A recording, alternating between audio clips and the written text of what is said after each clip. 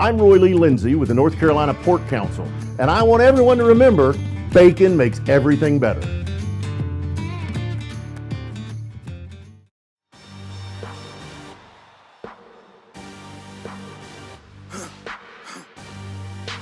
For the victory lap, though.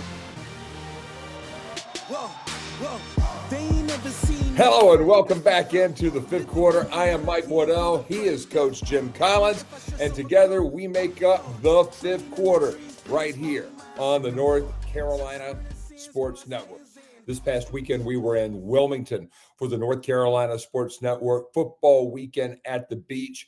And we had a chance to engage with a lot of fans at Jimmy's, at King Neptune, at the original Saltworks, and really get their feelings. And so many people were talking about just the impact that Tylee Craft had on the Carolina football program and on the Carolina football culture. And that's something we're going to talk about a little bit later, what that word culture means to a college football program. But the one thing that I can tell you is that we're going to talk about the wins and the losses with specifically NC State and North Carolina later on.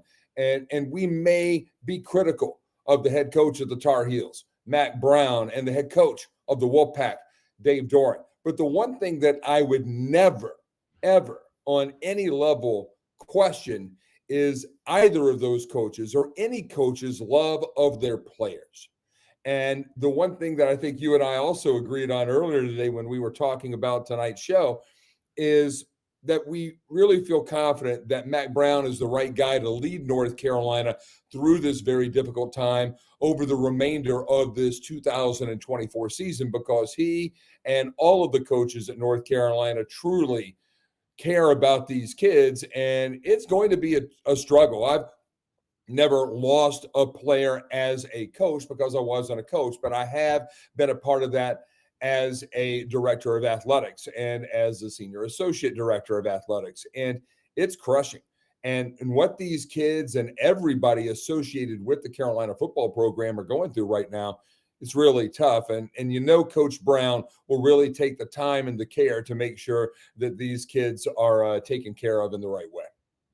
Well, the interesting thing in this day and time, Mike, as you well know from being in the administration part of it, but in our current time, the term mental health has become a key word and key words about the development of your program and the strength of your program, and the people that are involved in that part of dealing with your players are so critical to what you do at this point in time. And not only from dealing with the death of a player, but dealing with a situation, whether it be an academic situation, whether it be a situation with a girl, or whether it's winning and losing. And those people are so critical that lots of people out there have no clue the number of folks that touch these players every single day and are so critical to their development,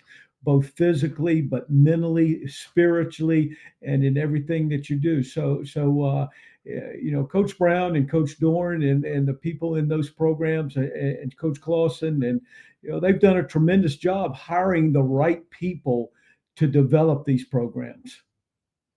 It is a very tough job. We'll get into that later in our program when we're talking about the culture aspect of a college football program. Also coming up in our final segment of the show, we'll bring in Eric Lusk, as always, the Chief Executive Officer and Editor-in-Chief of NorthCarolinaFootballNews.com, who will take us through the weekend that was overall in the Bold North State's college football landscape for the 32 other active teams besides the Wolfpack and the Tar Heels. But let's take a time out for a second here. Before we get into the Tar Heels and the Wolfpack, the lion's share of this program is going to be spent on addressing a subject that has been on a lot of folks' social media feeds over the last few hours, maybe the last 24, 36 hours. And that's the word of what is the culture of a college football program is, and when and if changes should ever be made with the leadership of a football program, or perhaps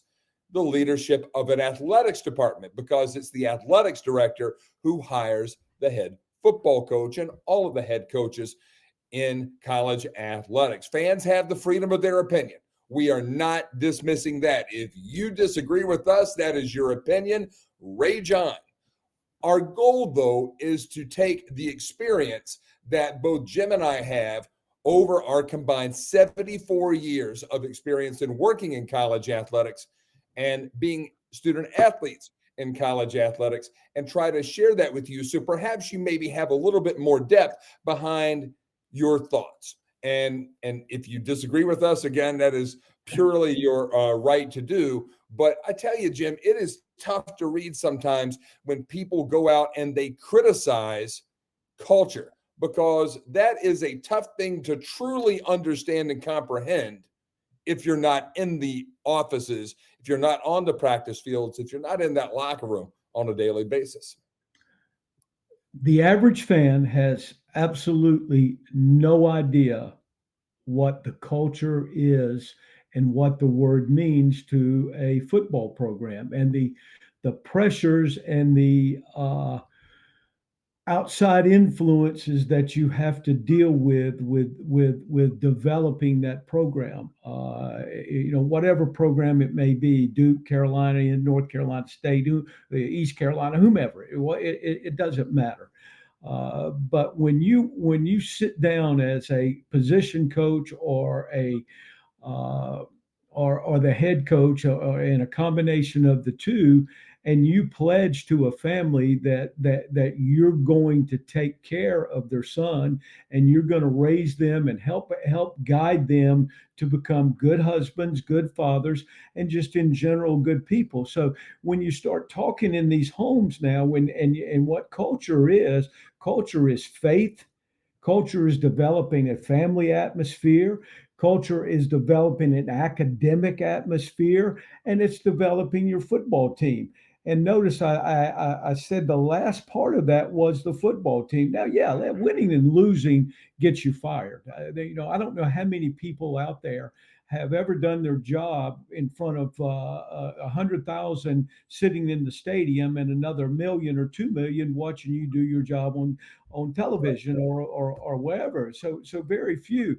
And I don't know how many of you out there have had your 5-year-old daughter riding in the back seat after you've lost a game, and you turn around and you look at her and she's got tears running down her face, and she looks at you and she says, "Dad, do we have to move again?"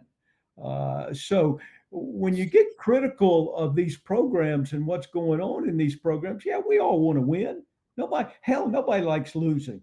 But I guarantee you now, the lights, even though it's an open date, the lights are still on at Keenan, and because they have an open date this week, and I promise you they're still on in Raleigh, and they're still on in Winston-Salem, and Duke they're on there because they're working their ass off to win games for those players, their fans, and everybody else out there. But the word culture has become very critical as we move into the development of these programs. It is truly a blessing to have the opportunity to work with student athletes and with coaches and with administrators as well. And we'll get to that in our middle segment. But coming up after this timeout, Jim Collins and I will go into the NC State and Carolina games of this past weekend. Both losses. We'll talk about those when we come back right here on the fifth quarter on the North Carolina Sports Network.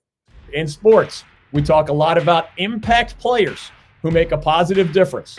When it comes to our state's economy, the North Carolina pork industry is a true MVP. Each year, the pork industry plays an important role in supporting rural communities across our state. It contributes more than $10 billion a year to the North Carolina economy and supports more than 44,000 jobs. Learn more about their positive impact at ncpork.org. The North Carolina Pork Council, the foundational partner of the North Carolina Sports Network. If you are anywhere near Wilmington, North Carolina, and looking for a little live music, a cold beer, a tangy slushie, a fun crowd, or just a taste of the good life at the beach, Jimmy's Bar in Wrightsville Beach is the place for you. Located on North Lumina Avenue, just 1 block from the sand and waves of the Atlantic Ocean, Jimmy's features a full bar with nightly beer and drink specials, and it hosts musical performers almost every day of the year. One more fun fact, Jimmy's annual children's bike drive, which started in 2017, now distributes more than 1,000 bicycles and helmets per year to young people in the Wilmington area and beyond. Jimmy's Bar, your home away from home on Lumina Avenue in Wrightsville Beach. Nothing like this before. Lit the room when I came through the front door. Ask me if I should Tough sledding for the Tar Heels and the Wolfpack over the weekend here in the bold North State. It's that time to talk about the games from this past weekend. And this segment is brought to you by our friends at the North Carolina Port Council, the foundational partner of the North Carolina Sports Network.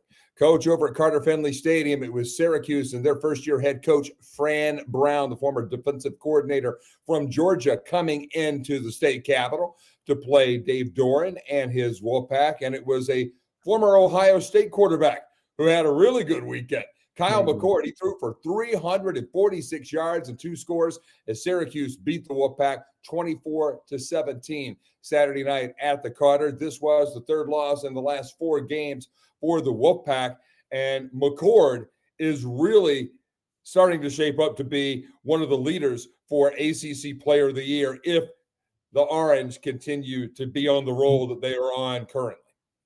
Yeah, the Orange is off to a very strong start, and to come win on the road at NC State after winning on the road last week, if I remember correctly, at Cal in a very, very close game. So that's what, to be a championship caliber team, you have to win on the road. And I listened to Coach Doran's press conference after the game, and obviously, as happens when negative things happen in a game, you can't turn it over. And when you get into the red zone, you have to score points. And NC State had 3 trips into the red zone and came out with 0 points on 3 trips. So it's tough. Coach Spurrier, we had a game many years ago when I was working for him that we played a game at the University of Maryland. Maryland was still in the ACC, and we kicked multiple field goals in the game. And we ended up losing the game 21-20 because we didn't score touchdowns. He swore at that time that he would score touchdowns and he did a great job of doing that. But you got to get points. There's no doubt about it. Syracuse now 5-1 on the season, 2-1 in the ACC. The Wolfpack 3-4 overall and 0-3 in the Atlantic Coast Conference. They were powered by true freshman quarterback CJ Bailey. He's going to be a good one for the Wolfpack in time, but he's green, he's young, and he did, though, have a pretty good game. 17-24 in the pocket, a season high, 329 yards and 2 scores. He also rushed for a team high 28 yards, but that's not good when your quarterback is your leading rusher with 28 yards. NC State went over to Durham. They got a running back. He has not developed, and the entire offensive output for NC State this year has been pretty one-dimensional. If they don't have Concepcion and Bailey right now, they're nowhere. Well, it's interesting.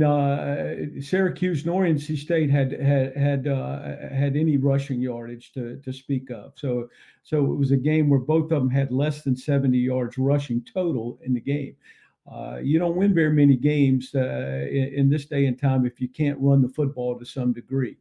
But both of them played fairly good defense at times. And the great thing about the NC State team is that they had a chance to still win the game late in the game. So their players, and we're going to talk about this later on, their players still continued to fight and still had what we're going to term that word culture. They know what it takes to continue to grind and fight to win games. So you have to give Dave Doran and the staff credit for that.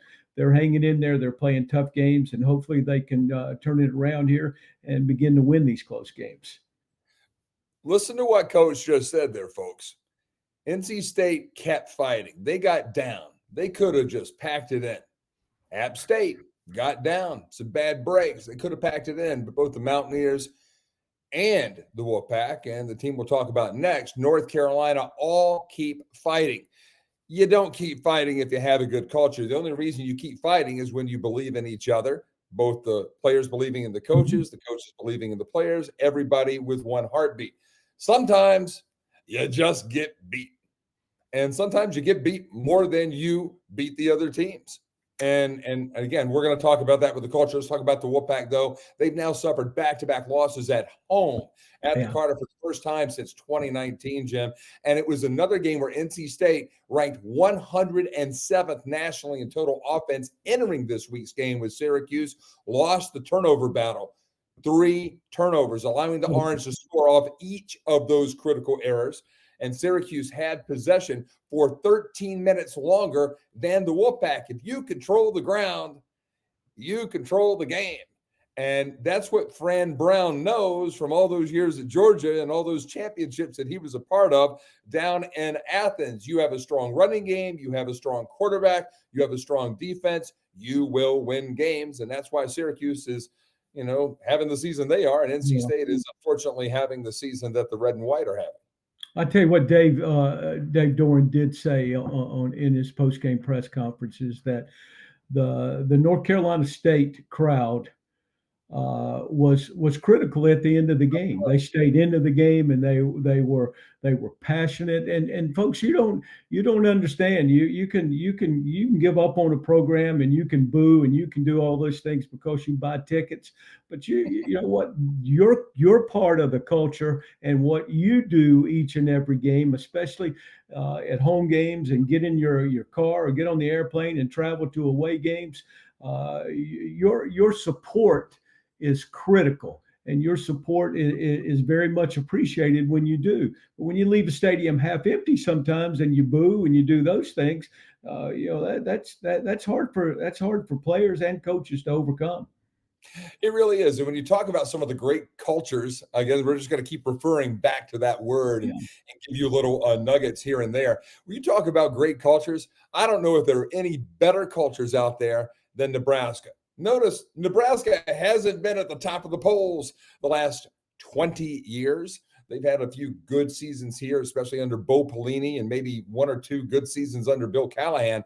But the Huskers have not been what they were under Tom Osborne, but they still have over 425, I think, consecutive sellouts. So even when they're bad, they show up. When you go to a game in Lincoln, man, it's an experience because everybody's friendly. They're very nice to see you there, but they get there early and they stay late.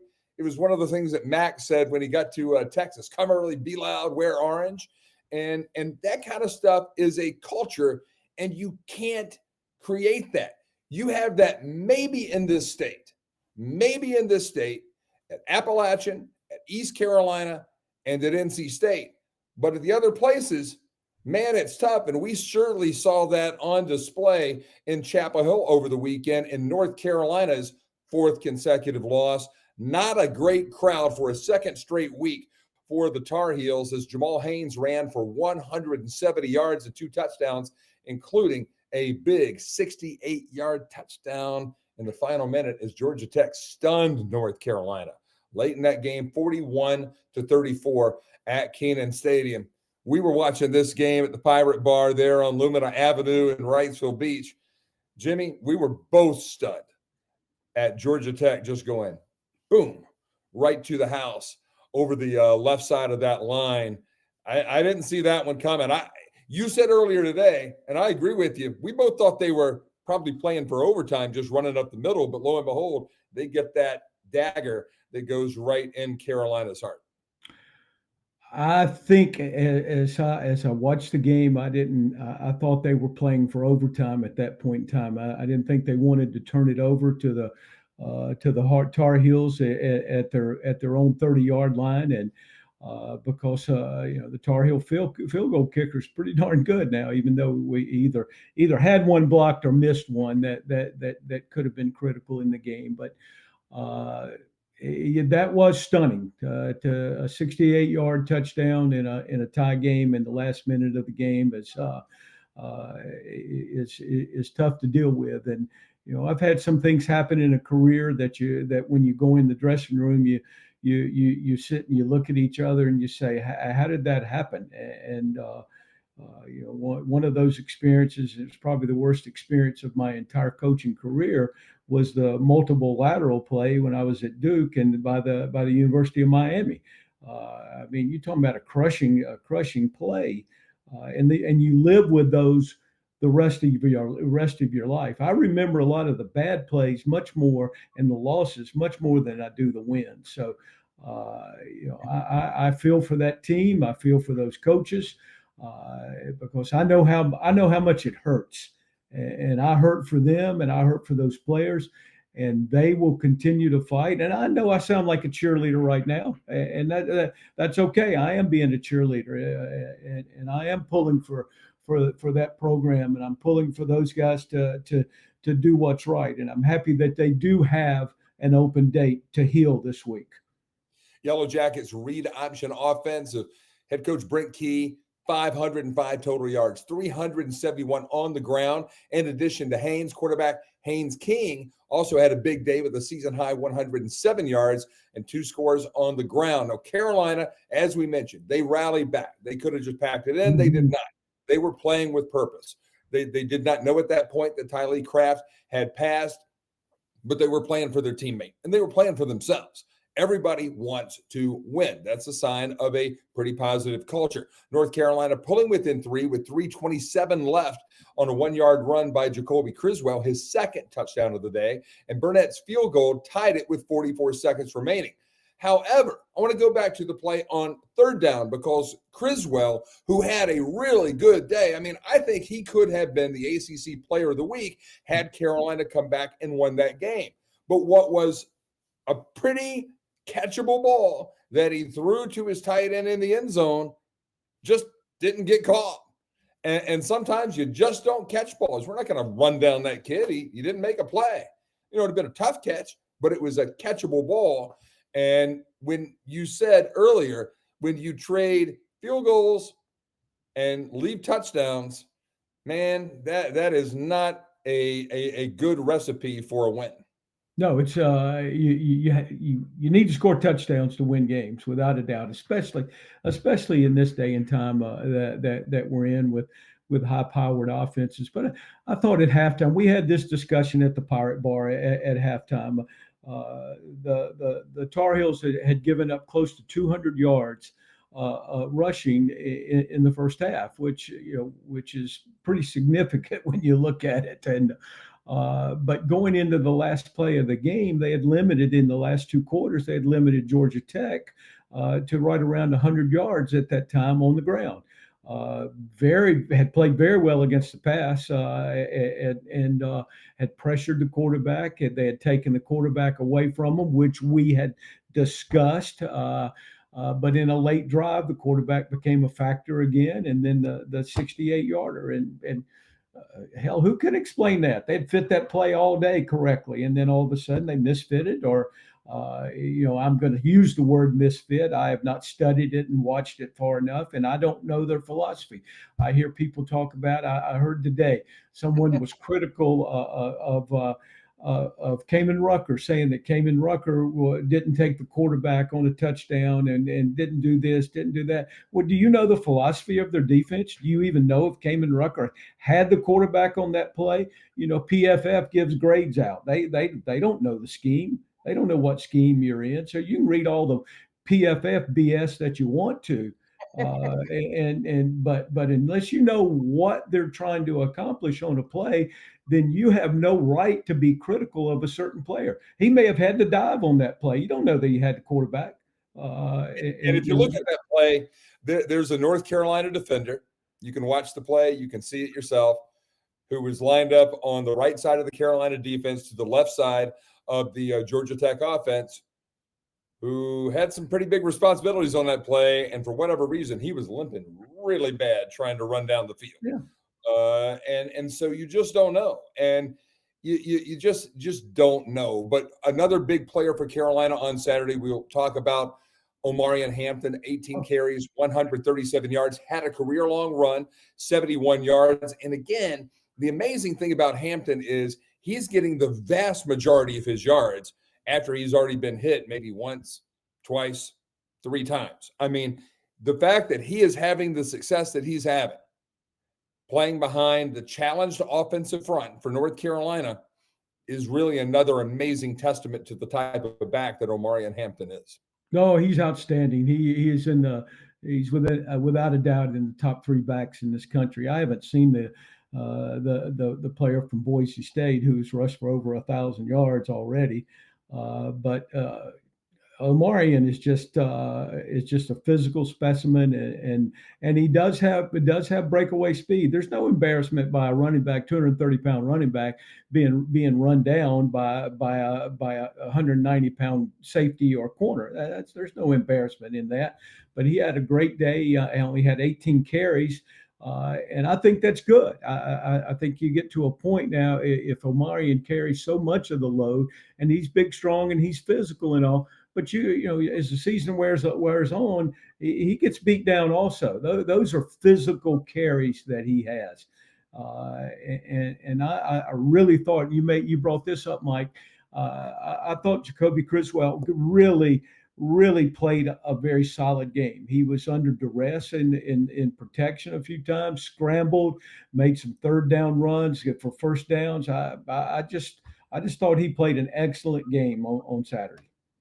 Carolina is open this date, as Coach alluded to earlier. They will play 3 of their next 4 games on the road and face a difficult path to get back on the plus side of 500. They don't need to get to 500 to make a bowl game, but right now it's going to be a very challenging task for North Carolina to go bowling in 2024. They're not on any of the bowl projections being put out by ESPN or Fox as of Sunday of this week. Georgia Tech, the Yellow Jackets, will host number 11 Notre Dame next Saturday at Mercedes-Benz Stadium, the big place there in Atlanta. So Riley Leonard gets to go back and play against Georgia Tech, and that will be fun to watch because Riley's starting to find his footing as well. Yeah, he sure is. He's playing well at this point in time. That is Coach Jim Collins. I am Mike Waddell. This is the 5th quarter. When we come back, it's the big segment of the show. We're going to talk about culture and what that means to a college football program. That's coming up next right here on the North Carolina Sports Network. This segment brought to you by our great friends at Atlantic Tire and Service, where DG and his family take all of their vehicles for routine maintenance, service needs, and a world-class selection of new tires. Atlantic Tire and Service, your one-stop tire and auto repair provider with highly trained technicians and a sales and support staff that are second to none. They've grown to 6 Triangle area locations, 2 in Raleigh, 2 in Cary, 1 in Durham, and 1 in Wake Forest. You can learn more online at AtlanticTireOnline.com. Whether you are moving locally, nationally, or even internationally, and whether you're a residential or commercial customer, please consider our friends at XL Moving and Storage, an award-winning Allied Van Lines agent with offices in Greensboro and Raleigh.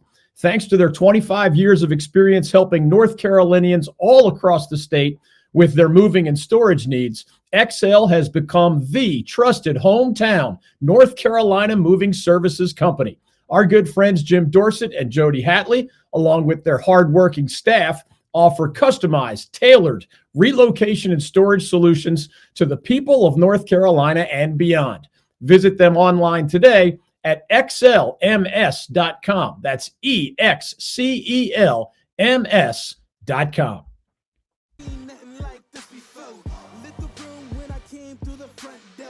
Ask me if I should 7 letters, 2 syllables, cultures. It is a word that can mean a lot of different things to a lot of different people. But in terms of college football, what does culture of a program mean? How is it defined? We're going to talk right now with a 40-plus year coaching veteran, Jim Collins, about that very thing. I'm Mike Waddell, and this is the 5th quarter on the North Carolina Sports Network. Coach, what defines a college football culture? Can you trust and do you have faith in everybody that walks through the door, whether to go to work, sit behind a desk, to coach a position, or play, to be in the weight room, to be the nutritionist, to be the trainer? I go on and on and on. And when you hear head coaches talking about it being a family, that's part of being a family and a family culture. And that is trust. That is knowing that you can trust that player to do what's right and represent that program the correct way in every single setting that they're in, and everybody that's in your building to represent that program the best of their ability every single day. And can you have good culture and not win games? The answer is yes. Can you have bad culture and win games? If you got enough good players, you sure can, because there's a team out there right now that's got decent culture, but they sure get a lot of them arrested right now, but they're still winning games. So you're saying culture is not just winning and losing then? No. It's not just winning and losing, not by any stretch of the imagination. I used 4 F words earlier, and those 4 words were faith, family, future, and then football. And it is fourth. And those words, I was taught that by David Cutcliffe, and those were passed down from Johnny Majors to Nayland to the whole works. And Mike, our game has changed a great deal over the last 3 to 5 years with NIL and with transfer portal and all the things that go along with those things. But it is still critical that when you walk into a meeting room or a player comes into your office and he sits down in front of you, that you're honest with him and he's honest with you. Culture is also, and that's a key word, is about honesty. You can't BS these players, and you can't cheat them at all. And that's what you ask in return from them. And we've talked about 2 teams that are struggling right now, that NC State and at the University of North Carolina, and to a degree, Wake Forest is also. They had a tough loss on Saturday also. But all 3 of those teams played from the beginning, from the opening kickoff until the final whistle. And you know, I know on one of the final plays that Carolina gave up a 68-yard run, but you know what? It was not from lack of effort. You know, it just, hey, the other team practices also. Last I checked, they practice also, and they execute. And sometimes bad stuff happens. And I'm also smart enough to know, and I've been fired, that if you don't win enough, then you know they ask you to leave. But I think it's highly. I'm going to choose a very simple word. I don't think it's very respectful as fans for you to always be critical of whoever's running the program, whether it's the athletic director, whether it's the football coach, or whether it's the linebacker coach. You're not in those rooms. Support is what those people need. They don't need you. I mean, I know you buy your tickets, and I know you have a right to be critical, but those people are working their ass off for you. And sometimes it works, sometimes it doesn't. At the end of the year, you can decide whether, or the administration can decide whether they want to make a change or not. But support your program. I've not been around a lot of coaches that got fired, but the 2 that I was involved in them being dismissed, Lee Owens at the University of Akron, Tim Beckman at the University of Illinois, they had culture problems.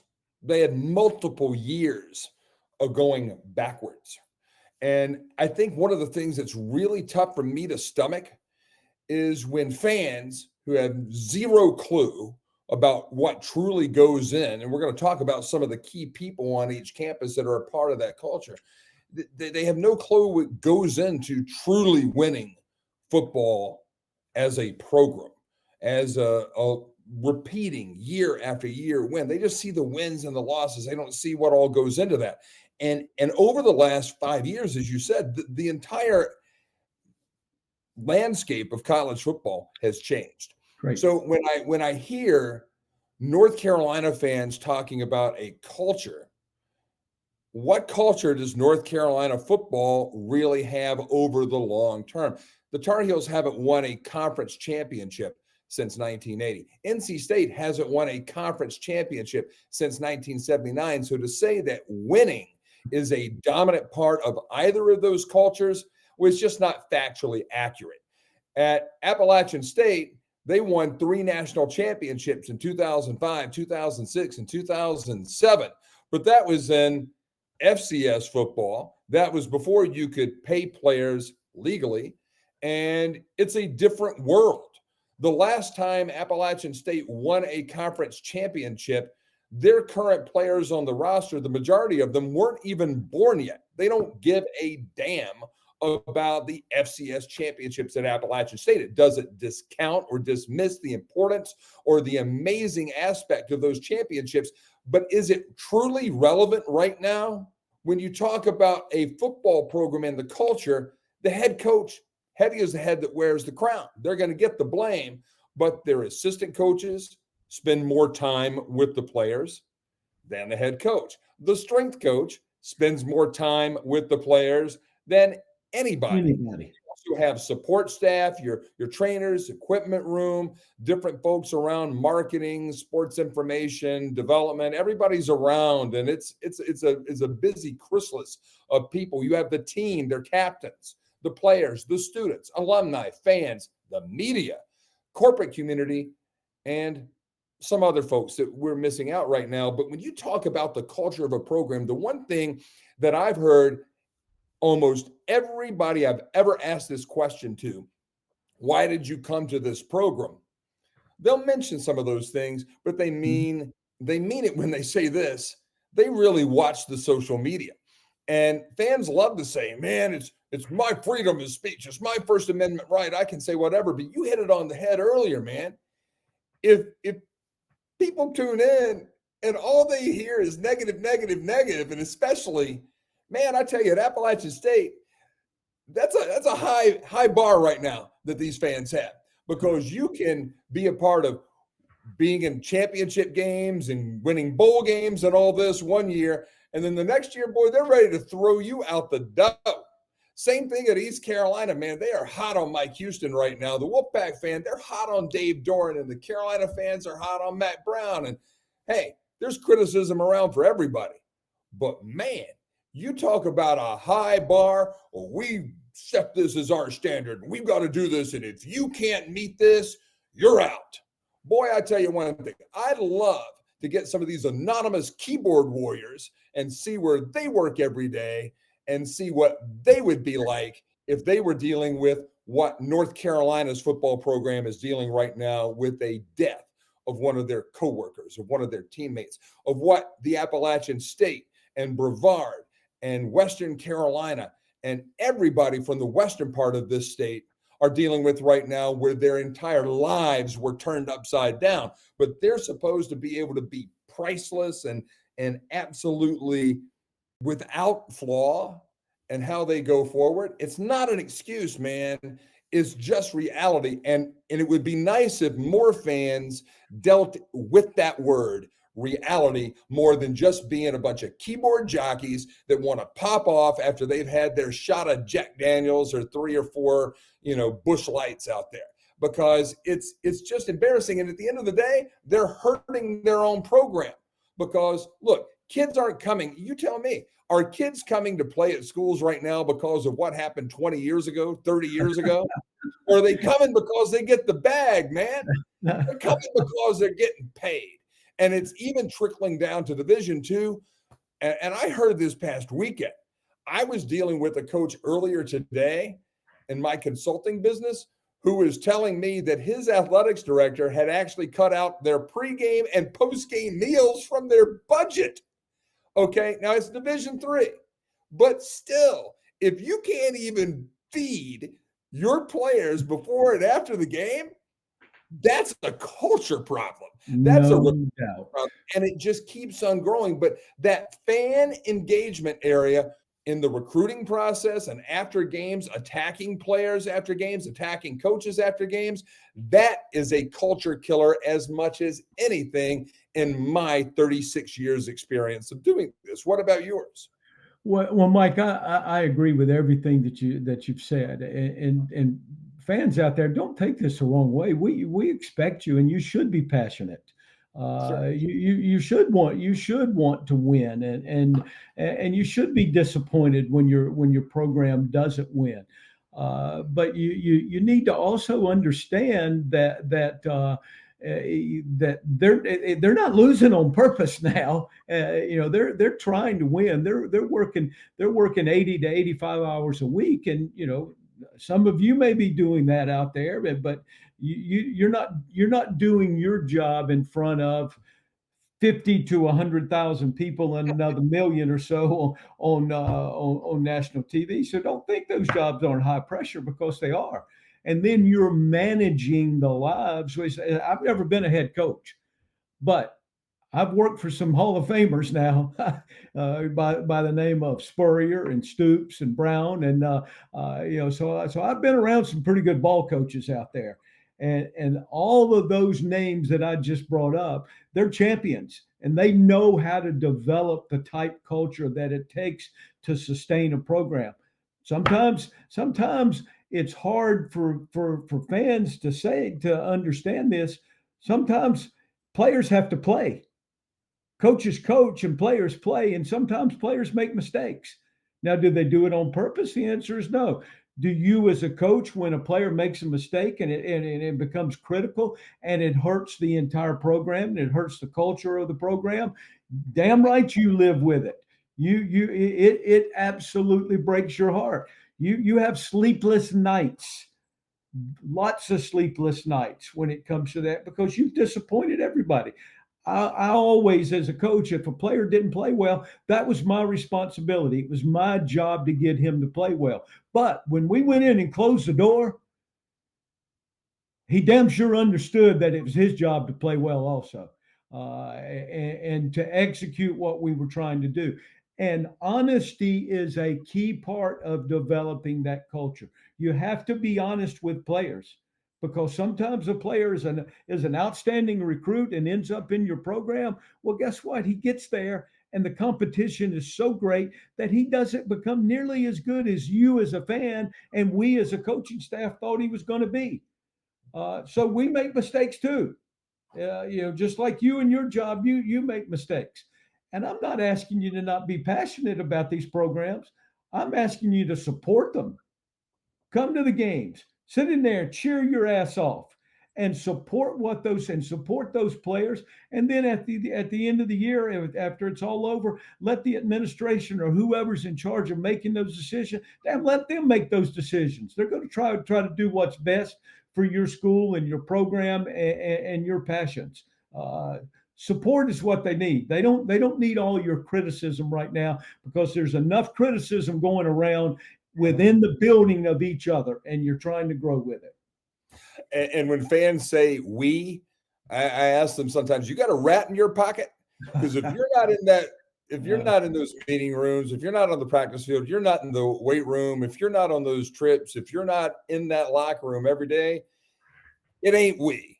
Okay? It's nice that you went to school there, but you're not part of the team and you don't know. And you are Jim Collins. I am Mike Waddell. This is the fifth quarter on the North Carolina Sports Network. Coach, let's keep it rolling. What are some signs that a college football program has a bad culture? Well, I think the main thing is you're in your selection process that you've chosen some of the wrong people.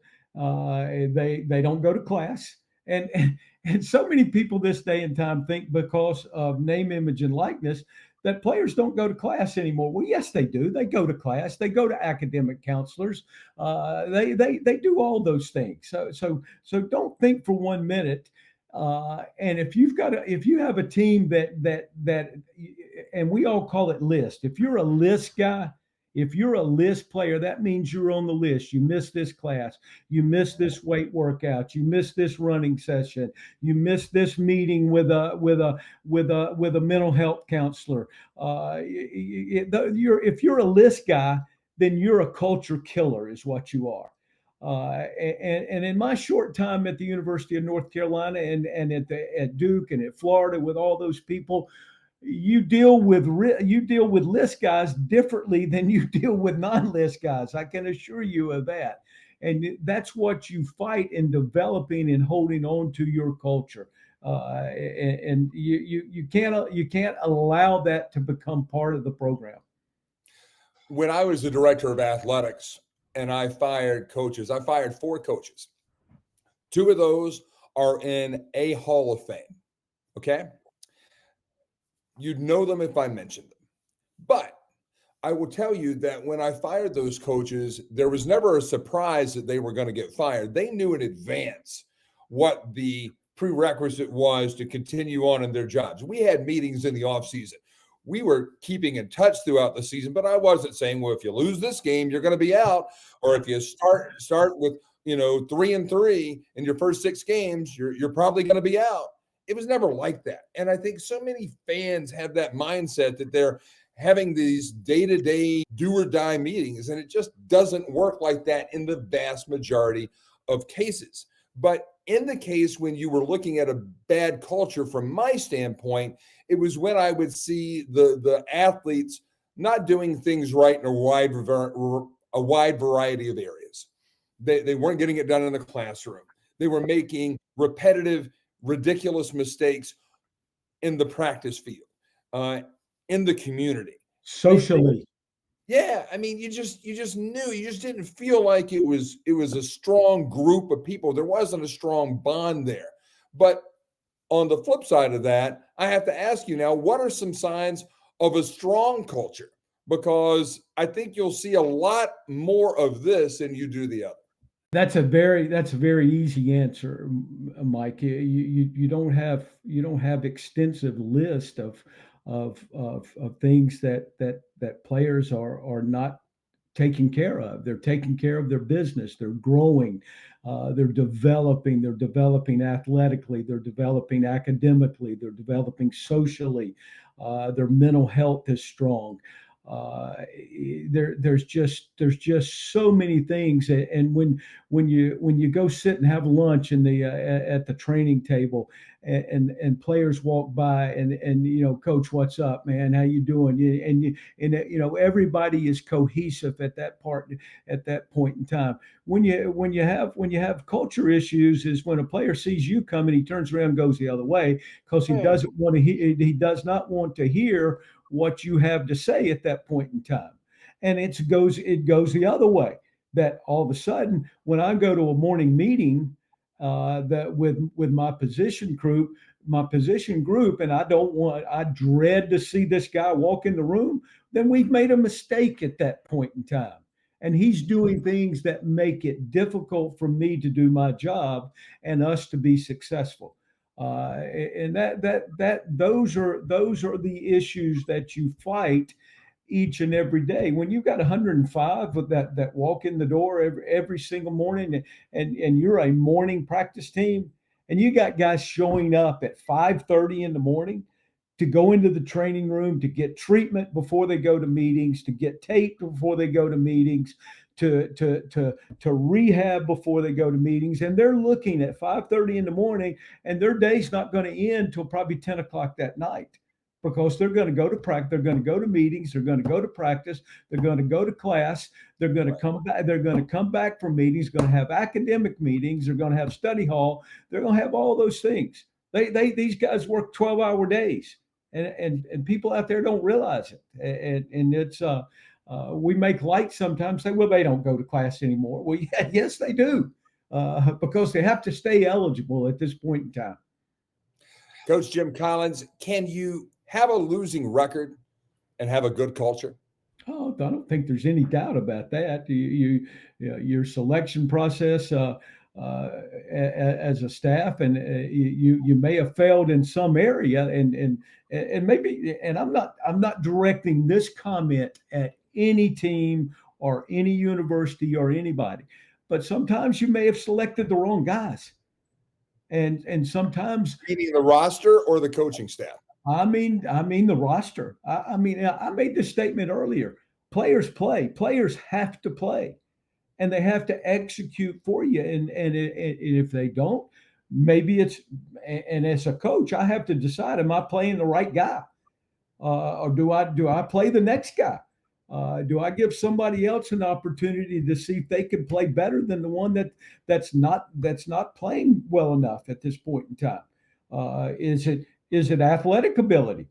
Am I asking him to do things that he can't do from an athletic standpoint? And that comes down to scheme and what you're asking that guy to do, play in and play out. So there's so much when you hear coaches at post-game press conferences after they've lost a game and say, we'll go back and we'll evaluate it and we'll look at it. And I heard somebody be critical of this the other day, Mike, and they said, well, 20 minutes after a game, a hard-fought game that you just lost the game, and somebody asks you a question and you say, well, we'll have to look at the video. You ought to be able to tell them right now that what happened. Well, you know what? Go stand on the sidelines and watch the speed of this game and see if you can identify what each and every player did on every play. And there's an advantage now because you do have the replays on the sidelines now, which you didn't used to have. So that is an advantage for you. But still, it's a challenge, man. It's a challenge every single play. When a culture does turn bad, can you reverse that? Can you flip that around? Or is it once it's done, it's spoiled and it's time to, do a recycle? You can't be afraid or intimidated that you can't eliminate the issues that are creating a bad culture. Right. And by that, I mean whether it's players, whether it's assistant coaches, whether it's academic staff, whether it's the training room, the weight room, or whatever it may be that is creating. You made this comment earlier. The most critical part of your staff may be without a doubt the strength and conditioning. They're with them more than the assistant coaches are, and they are so critical to everything that you have to do. And you're talking about developing toughness. You're talking about developing conditioning, strength, speed, change of direction. There's so many things that go into it, and that's why you better pay that guy a lot of money. Also, you better not cheat there.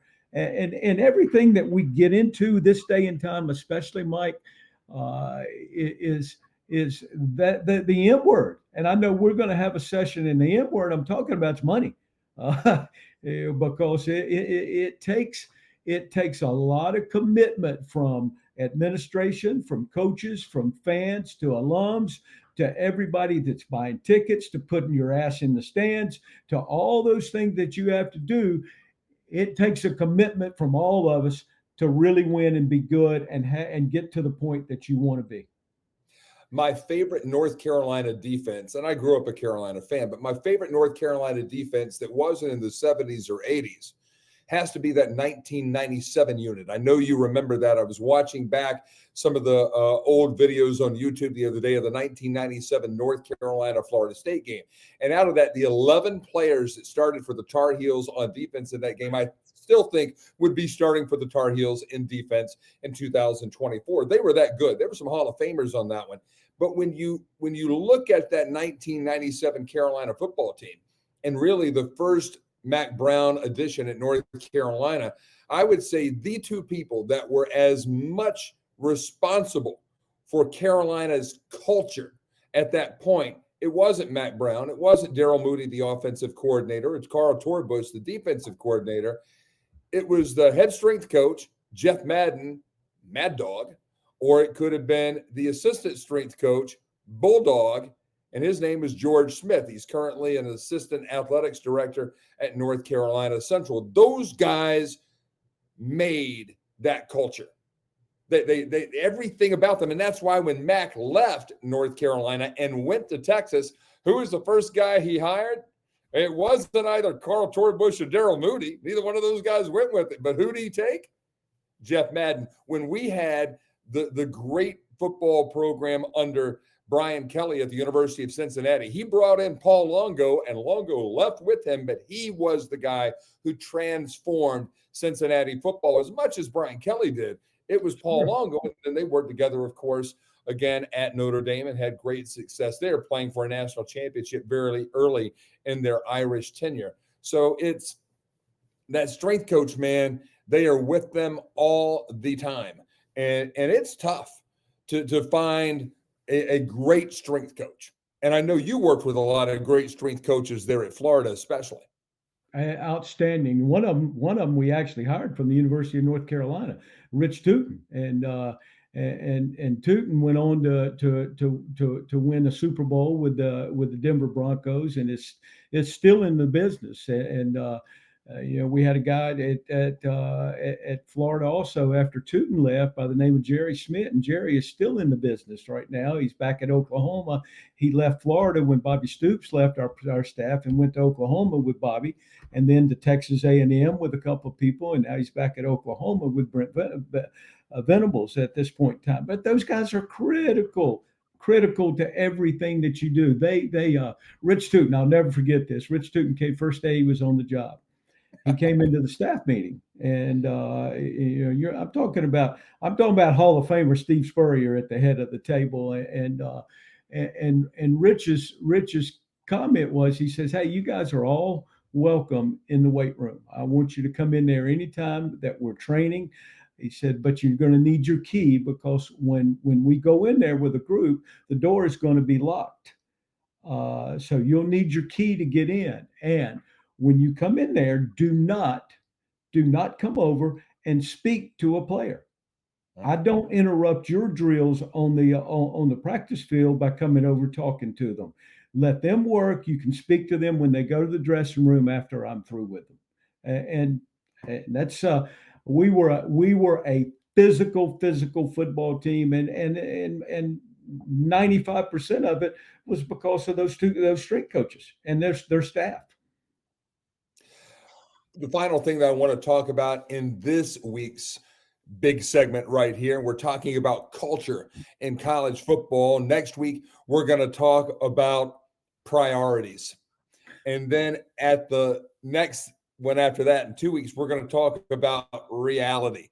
I want to fast forward a little bit to reality right here, Jimmy, because when you talk about reality, that's another thing where I think sometimes fans have in their own mind what they ought to have because of what last year's team did.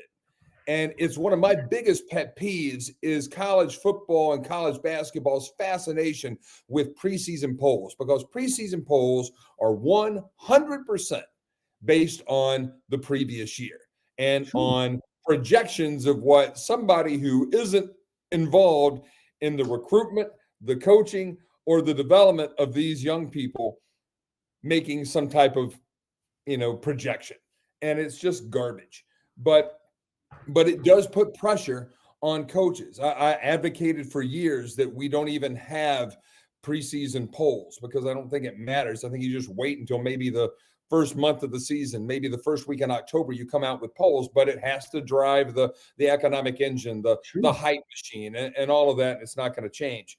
But how do you go into a season when you were a coach and have an expectation of what you thought you should win? And I'll stop for a second and just repeat this. It was one of my things that just didn't make any sense to me this year, that people were saying, boy, North Carolina, they should probably start 9-0 because they play a weak schedule. They don't play good folks. And I'm going, who the hell are you to be able to project how the first 9 opponents or the first 8 opponents for North Carolina are going to be? Because as you said, I mean, everybody's trying to win. Everybody's trying to get better. And everybody has NIL money right now. And you don't know what people are spending. I'll share this as well. I had a coach in this state tell me over the summer that they needed between $500,000 and $1 million a year just to retain their current rosters. And if you're East Carolina or Charlotte or Appalachian State right now, you're a sitting duck because you might develop a player and get them going really well.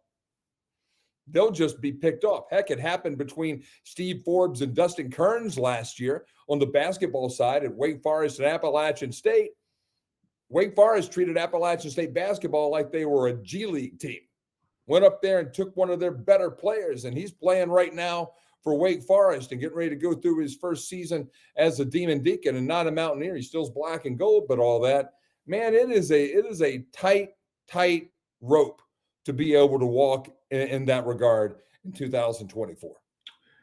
And we go back with the way college football and college athletics in general are set up at this point in time. It's even more difficult to maintain that C word that we've been talking about in this presentation, in this show. It's extremely difficult. And I'm paraphrasing, but a couple of weeks ago, Nick Saban made a statement that when you're entering into the transfer portal, you better be careful who you're paying out of the transfer portal, because you may be buying somebody else's crap. He didn't say crap. He used the S word, which I'm not going to use right now. I could, I know I could, but that was paraphrasing his statement, and that is so true at this point in time. So, folks out there, don't think that to maintain your roster, that it doesn't take money to maintain your roster. It does. It takes lots and lots of money.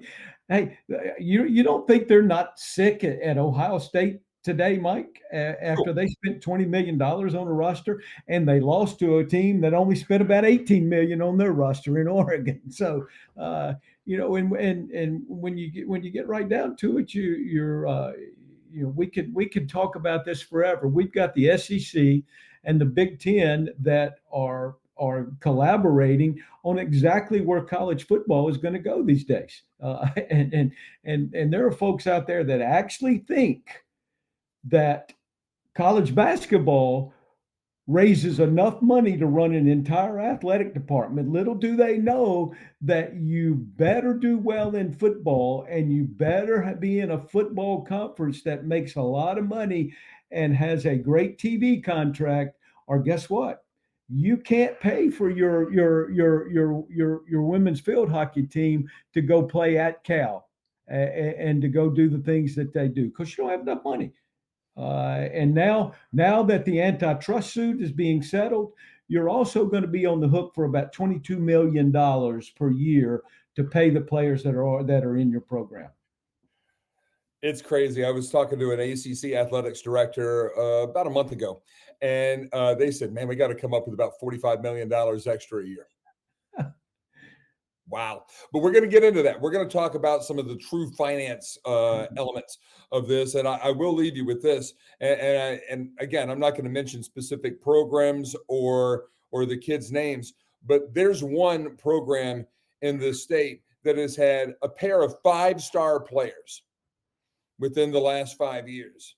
And one of them never really panned out, transferred to another school, didn't even play when he signed his NIL deal to leave, then goes to another school. They decide, yeah, we don't really want you. Now he's on his 4th school as a collegiate football player. And another 5-star player right now is currently residing as a 3rd teamer on their depth chart here in the Old North State. So you can have all the stars upon stars. We can go Dr. Seuss on you with the recruiting things, but it really comes down to the most critical person on your staff right now, in my opinion, in college football, is not the head coach, the coordinators.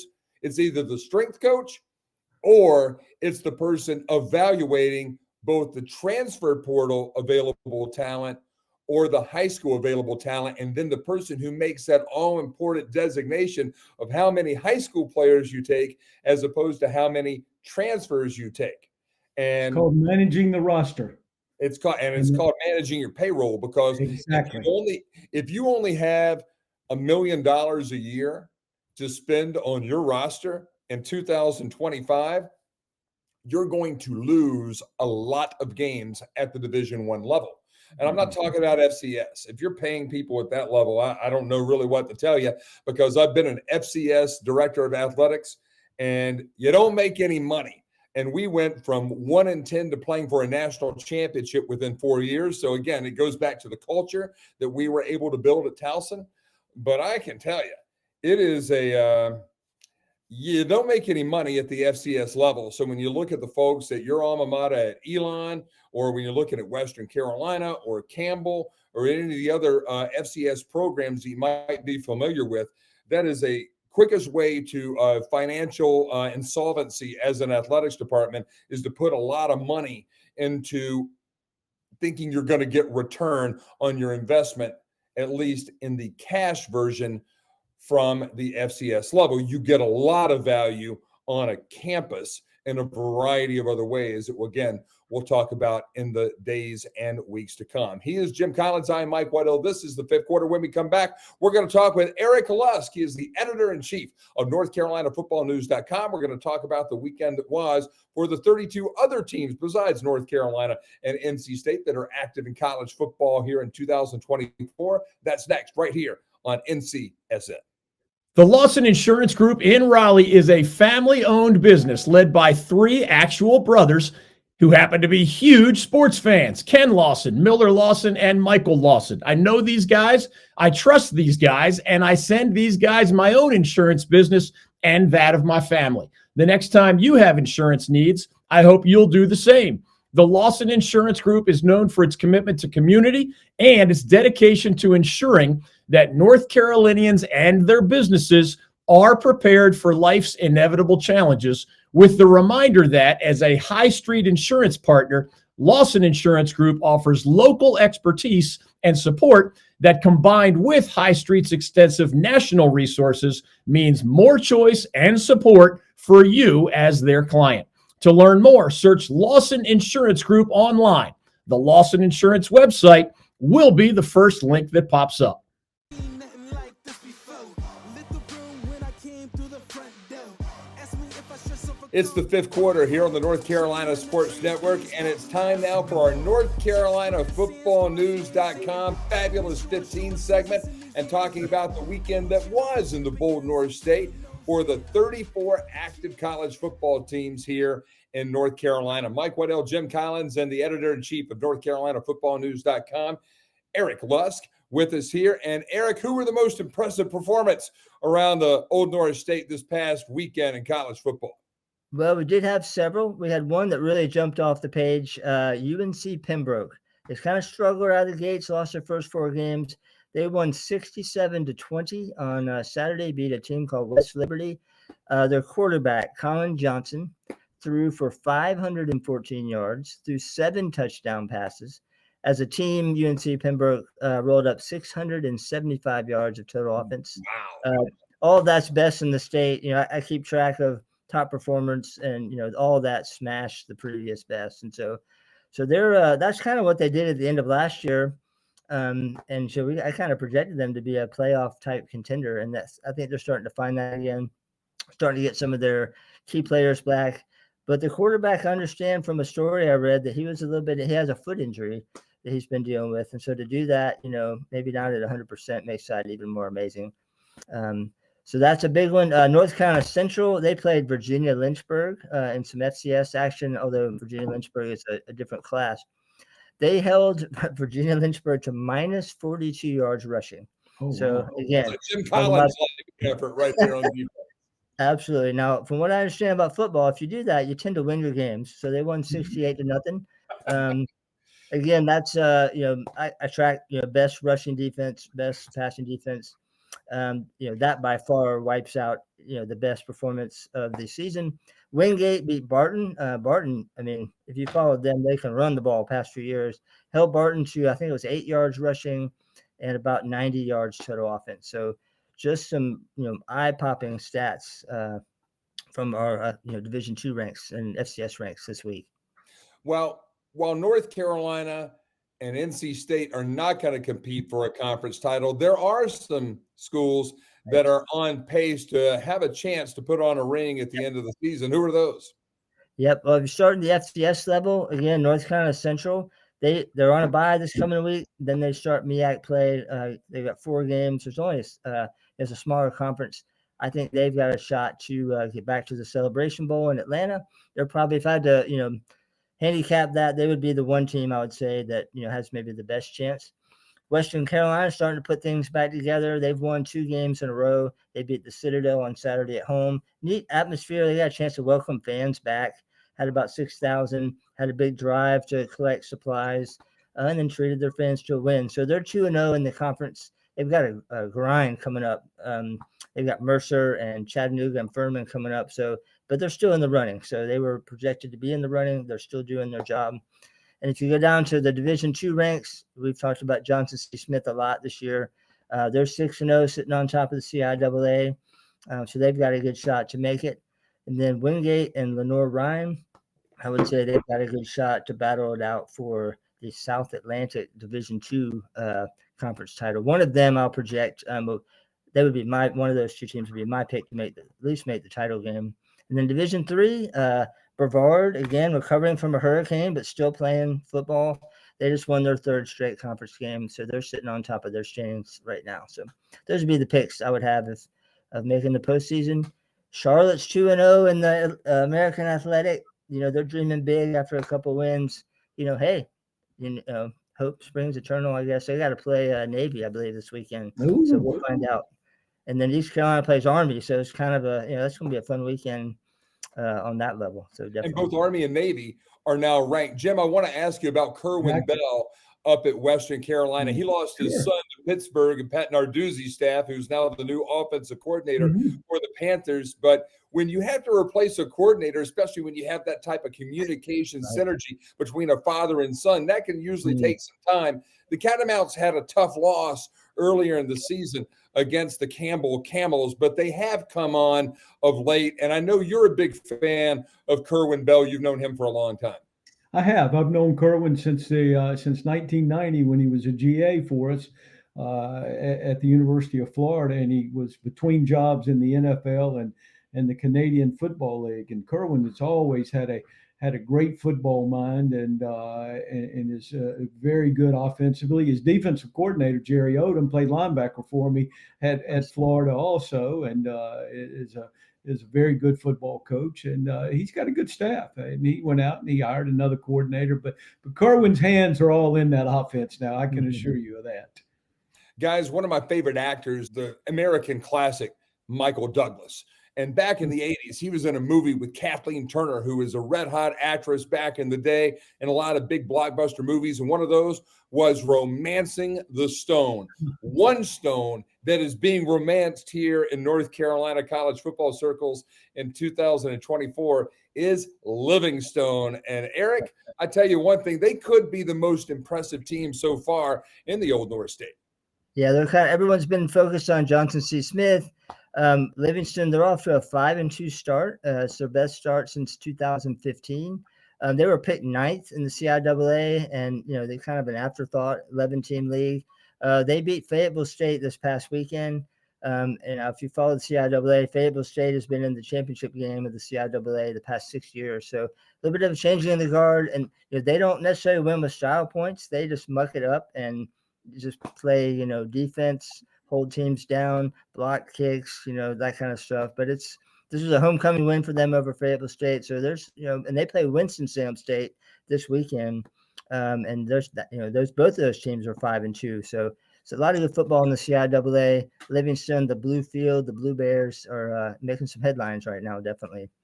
Eric, I know you talk about all levels of football at NorthCarolinaFootballNews.com, but in high school football, North Carolina will be extending the length of this high school football season in 2024 due to the effects of Hurricane Helene, even allowing teams to play 2 games, Coach, 2 games in 1 week, as long as they're 72 hours apart. The state championships now moving from the 13th and 14th to the 20th and 21st of December.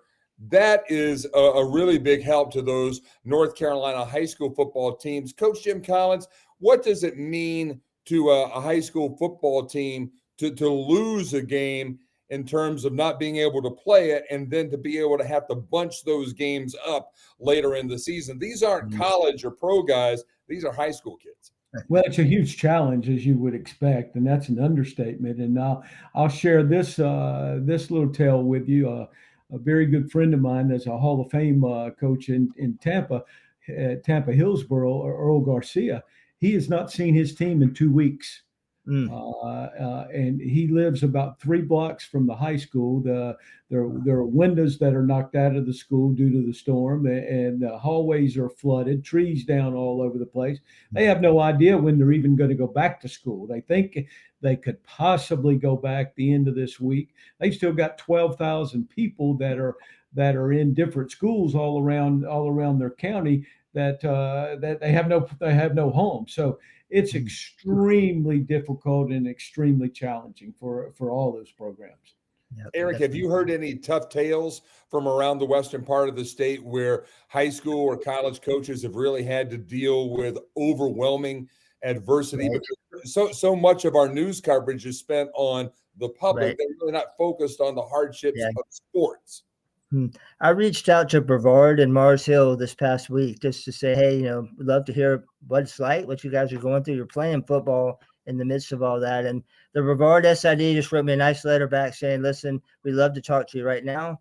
And he used the words total devastation, some other words that just kind of, told me, hey, we'd love to talk, but right now we just need to kind of look within ourselves and take care of ourselves. And so, someday we'll talk, he said, we'd love to talk to you someday. But so I appreciated that, the honesty of that, that they're just really trying to focus on that. And then, seeing some of the stuff come out of Pisgah High School, I think you guys said Mike, you said you'd been up there. From what I hear, I've heard some decent reports that maybe that field is ready or possibly, not as bad off as they thought. So again, that'd be a nice triumph story for them if they're able to play some football up there this year. And the tough thing about that is, and Jimmy, you know this about Canton Pisgah. I mean, that's a tough mill town. Those people are tough as a $2 steak. But they lost a football stadium a few years ago to another storm.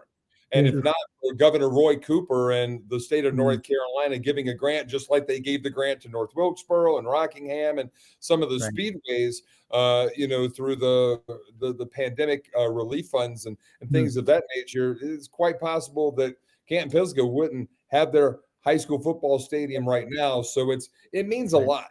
And that's a mill town, man. I mean, I'm from Western North Carolina. I'm going up there this coming weekend to do some relief work, and some of our partners here on the North Carolina Sports Network, Bob Hubbard and Jimmy Galeese from Saltworks and from Jennings and King Neptune down in Wrightsville Beach have been just doing great work, as so many places have been. But it's hard to put into words the devastation the western part of our state has gone through. Yeah, absolutely. Cold weather gear. That's what they need now. Cold weather gear, sleeping bags, those kind of things, folks. If you can help, my wife is organizing here in Wilmington at Porter's Neck with the people in our neighborhood to load some stuff up and take it to Charlotte, and then we've got people that are going to take it from Charlotte up into the mountain area. So it's anything you can spare. It doesn't have to be new. You don't have to spend a whole lot of money. Go clean your closet out, because I know there's things in everybody's closet that you haven't worn in years. So might as well send it to somebody who needs it. Yeah, absolutely. Good words. It's really devastating. I mean, I went to high school in Asheville. I'm from Hickory. Man, it's devastating to look at some of those pictures coming out of there. And I talked to one of my associates, former coworkers, friends, that is up in Western North Carolina, and hearing some of the stories from the rescue squads up there, I have a feeling that we haven't heard the entire story about what the death toll will end up being coming out of Western North Carolina. They are still, to this day, finding bodies in different alcoves of the Great Smoky Mountains. And again, our thoughts and prayers go to them. Our thoughts and prayers go to the North Carolina football program, again, on the death of Tylee Craft. And I'm thankful to be with these two guys, Eric Lusk and Jim Collins, every week here on the Fifth Quarter. And we thank you for tuning into what has been the longest edition of any show that we have ever done on the North Carolina Sports Network. But it's because, damn it, we have some knowledge to share.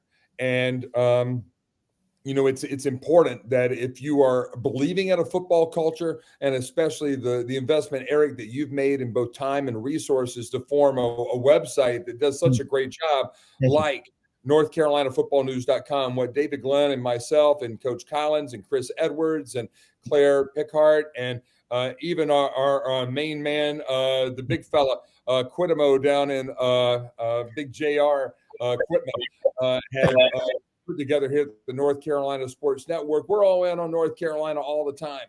And we have great sponsors from the Old North State. And we have great subscribers, over 18,450 now on this YouTube channel, thencsportsnet.com. We encourage you to go to our website, not only ncfootballnews.com, but also ncsportsnetwork.com, where every single day you'll see something coming in from David Glenn, who is just an incredible journalist. And we are very blessed to have David as our lead personality and the co-owner, along with myself, of the North Carolina Sports Network. And we thank you, Eric, for joining us again this week. Absolutely. On the fifth quarter. My pleasure. That is Eric Lusk. For Jim Collins, I'm Mike Waddell. We'll see you next week again. This week, we talk culture. Next week, we're going to talk about priorities in our lead segment. And then we're going to talk about reality in the segment 2 weeks from now. So you're going to get a pretty good dose of information. You might think it's all, just our opinions, which it is, but it's opinion based in fact. Yeah. And facts sometimes cannot be debated. If you don't have the resources right now, if your athletics director is not providing those resources to you, you are in trouble. And that's a challenge that all of the football coaches and all of the sports coaches in college athletics at all levels, Division III, Division II, Division I, are dealing with on a daily basis. For everybody, I'm Mike Waddell. So long, and thank you for tuning in to the North Carolina Sports Network and the Fifth Quarter.